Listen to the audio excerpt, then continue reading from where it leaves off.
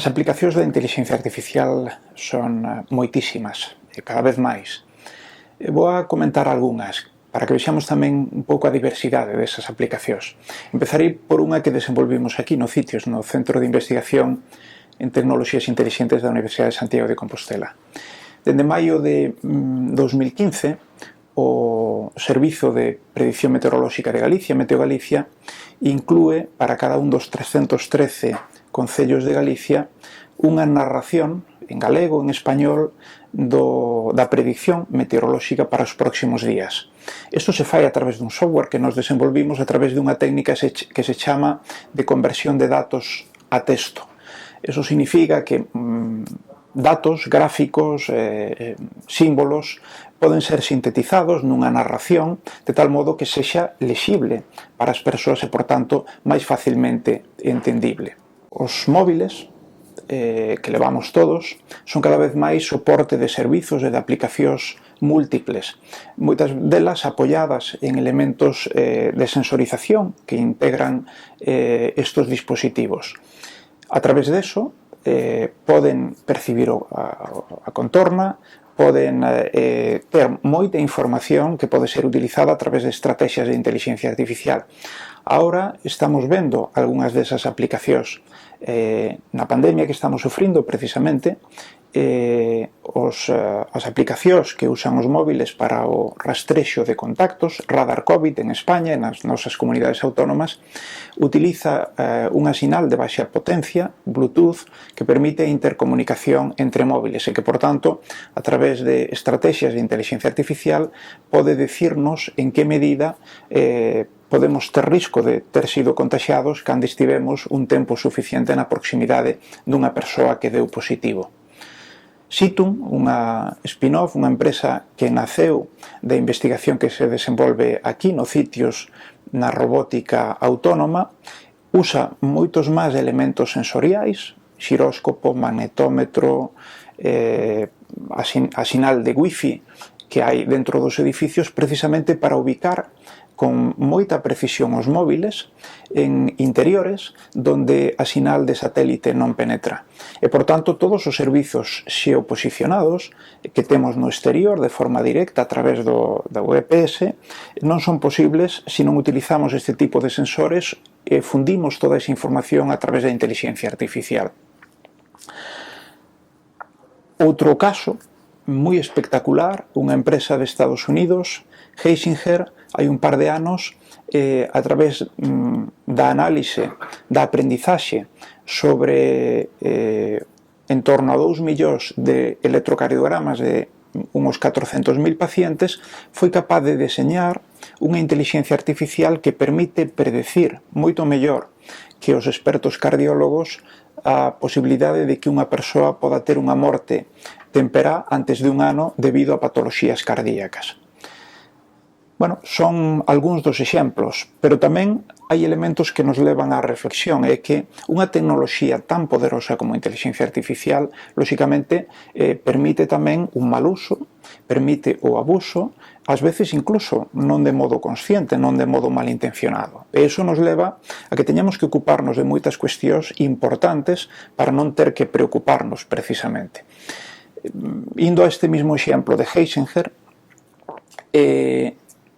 está demostrado, lóxicamente, científicamente, que a capacidade predictiva a través do electrocardiograma desta inteligencia artificial é superior ao dos expertos cardiólogos, pero non se sabe por qué. É dicir, a máquina aprendeu a resolver mellor que as persoas un problema complexo, pero sin saber que sutilezas ou que elementos do electrocardiograma son, ao final, definitivos para poder ter esas prestacións. Claro, isto nos leva a dúas cuestións moi interesantes, cando menos. Unha, a necesidade de explicar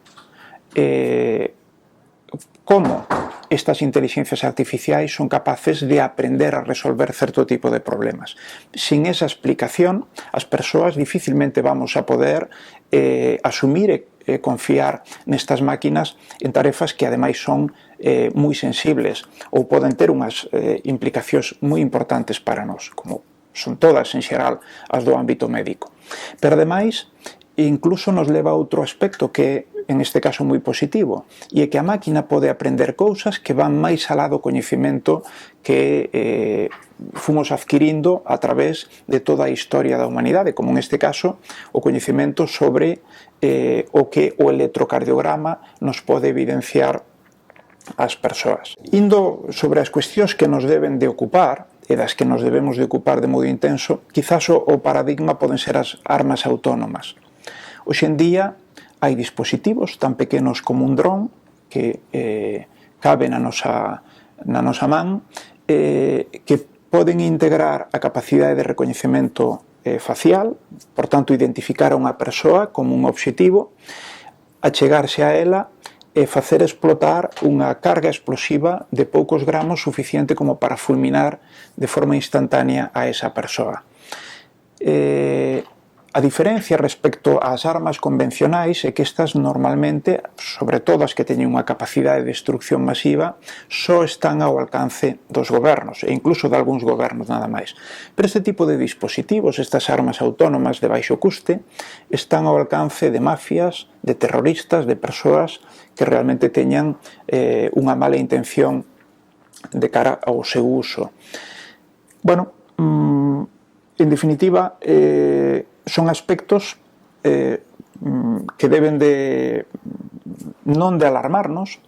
pero sí que, como decía, deben de preocuparnos en canto a poder anticipar todo tipo de usos inadecuados, porque ademais as máquinas, igual que as persoas, fallan, pero ademais fallan de modo máis estrepitoso, é dicir, cometen errores máis drásticos, podemos decir, na medida en que só son competentes, e aí sí que o poden ser moito, en ámbitos moi concretos, en problemas moi ben identificados para os que foron diseñadas. E ademais o son na medida en que ese problema se desenvolva no contexto ou nas circunstancias que foron previstas ou anticipadas. Senón, a súa degradación no seu rendemento, nas súas prestacións, é moi grande. Poñamos un exemplo que ademais é moi cómico, non? Hai unhos meses, nun partido televisado de modo automatizado nunha liga inferior escocesa, unha máquina guiada por inteligencia artificial para ir seguindo o xogo, recoñecendo o balón e, por tanto, movéndose conforme o balón se vai movendo polo campo, confundiu a cabeza de un linier que estaba rapado ao cero sistemáticamente co balón. Por tanto, aqueles que observaban desde as súas casas o partido viron moito máis como corría o linier pola banda que como os xogadores executaban o partido de fútbol, non? Ben, para rematar, aínda que poderíamos falar de moitos outros aspectos que requiren a atención, digamos, non só dos que somos investigadores en inteligencia artificial, senón de moitas outras persoas do mundo da ética, do mundo do dereito, do mundo da economía, da sociedade no seu conxunto, non? Para rematar, sí que me gustaría falar de algo que vai a ter un impacto enorme e xa o está tendo, que é a automatización do traballo a través de máquinas. Un exemplo que pode ser moi evidente é o dunha empresa chinesa que hai poucos anos automatizou prácticamente de forma íntegra, de forma plena, unha planta de montaxe de dispositivos electrónicos, fundamentalmente móviles, donde traballaban inicialmente 650 persoas e pasaron a traballar menos de 50, é dicir, se automatizou de golpe máis do 90% do traballo humano nesa planta, conseguindo ademais aumentar nun 250% a produción e reducir nun 80% as eivas, os erros de montaxe nos dispositivos. Ben, moitas veces tendemos a pensar, a xente tende a pensar que este proceso de automatización significa robotizar e facer aquel traballo físico máis rutinario, menos interesante, incluso que pode ter algún tipo de risco na súa execución, automatizalo a través de máquinas, de robots, a robotización. Pero o certo é que cada vez máis, e sobre todo, é software o que automatiza as tarefas, as accións que hasta ese momento se desenvolvían por persoas. E aquí, ademais, automatizando labores que requiren xa de un traballo intelectual e de unha formación de medio, incluso alto nivel por parte das persoas. Que vai a supoñer isto? Pois vai a supoñer que millóns e millóns de persoas perderán os seus empregos pola vía da automatización e non poderán asumir eses outros millóns e millóns de traballos novos que normalmente van a orbitar en torno a esta economía digital ou a economía da inteligencia artificial. Ben, para eso, os gobernos se teñen que preocupar de establecer a necesaria rede social de amparo a estas persoas de algún modo desahuciadas do ámbito laboral, se teñen que preocupar de formarnos non só durante as primeiras etapas de vida, senón ao longo de toda a vida, e desde logo as empresas teñen que apostar non por sustituir a persoas meramente por máquinas por un aforro directo de custe, porque isto ten un moi corto percorrido, senón por innovar arredor da inteligencia artificial. En definitiva, e como resumo, a inteligencia artificial, probablemente a tecnoloxía máis potente que desenvolvemos nunca, ten que construirse, deseñarse e utilizarse a favor e arredor das persoas, e non, desde logo, en contra das persoas ou a costa das persoas.